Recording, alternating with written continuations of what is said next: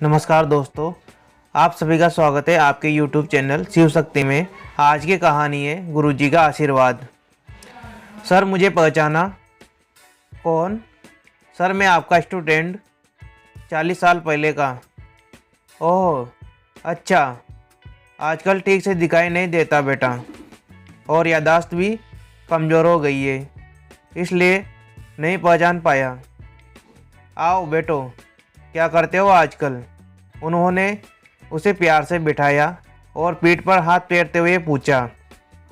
Sir मैं भी आपकी तरह ही टीचर बन गया हूँ। वाह, ये तो अच्छी बात है, लेकिन टीचर की तनख्वाह तो बहुत कम होती है, फिर तुम कैसे? सर जब मैं 7वीं कक्षा में था तब हमारी क्लास में एक वाक़या हुआ था, उससे आपने मुझे बचाया था। मैंने तभी टीचर बनने का इरादा कर लिया था। वो वाक़या मैं आपको याद दिलाता हूँ, आपको मैं भी याद आ जाऊँगा। अच्छा, क्या हुआ था तब? सर 7वीं में हमारी क्लास में एक बहुत अमीर लड़का पढ़ता था, जबकि हम बाकी सब बहुत गरीब थे। एक दिन वह बहुत महंगी घड़ी पहनकर आया और उसकी घड़ी चोरी हो गई थी। कुछ याद आया सर? 7वीं कक्षा। हाँ सर, उस दिन मेरा दिल उस घड़ी पर आ गया था, और खेल के पीरियड में जब उसने वह घड़ी अपने पेंसिल बॉक्स में रखी तो मैंने मौका देखकर वह घड़ी चुरा ली थी। उसके बाद आपका पीरियड था, उस लड़के ने आपके पास घड़ी चोरी होने की शिकायत की। आपने कहा कि जिसने भी वह घड़ी चुराई है उसे वापस कर दो, मैं उसे सज़ा नहीं दूंगा।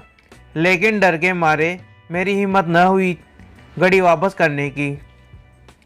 फिर आपने कमरे का दरवाज़ा बंद किया और हम सबको एक लाइन से आंखें बंद कर खड़े होने को कहा, और यह भी कहा कि आप सबकी जेब देखेंगे, लेकिन जब तक घड़ी मिल नहीं जाती तब तक कोई भी अपनी आंखें नहीं खोलेगा, वरना उसे स्कूल से निकाल दिया जाएगा।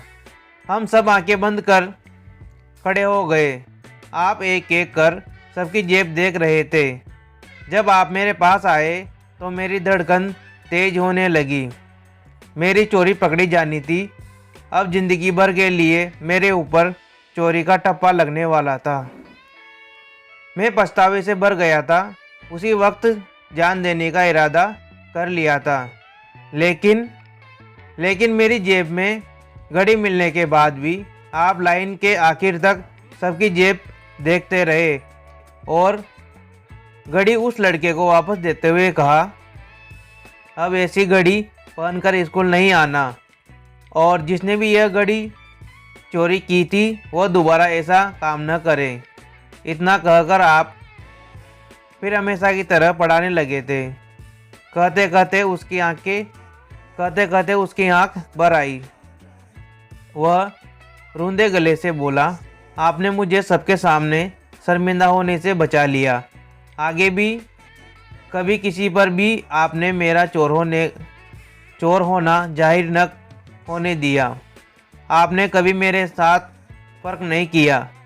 उसी दिन मैंने तय कर लिया था कि मैं आपके जैसा टीचर ही बनूंगा। हाँ हाँ, मुझे याद आया। उनकी आंखों में चमक आ गई। फिर चकित हो बोले, लेकिन बेटा मैं आज तक नहीं जानता था कि वो चोरी किसने की थी, क्योंकि जब मैं तुम सबकी जेब देख रहा था तब मैंने भी अपनी आंखें बंद कर ली थी। शिक्षक संस्कारों का निर्माता होता है। Thanks for watching. यह कहानी आप सभी को अच्छी लगी होगी। इसे लाइक करें और चैनल को सब्सक्राइब करें। धन्यवाद।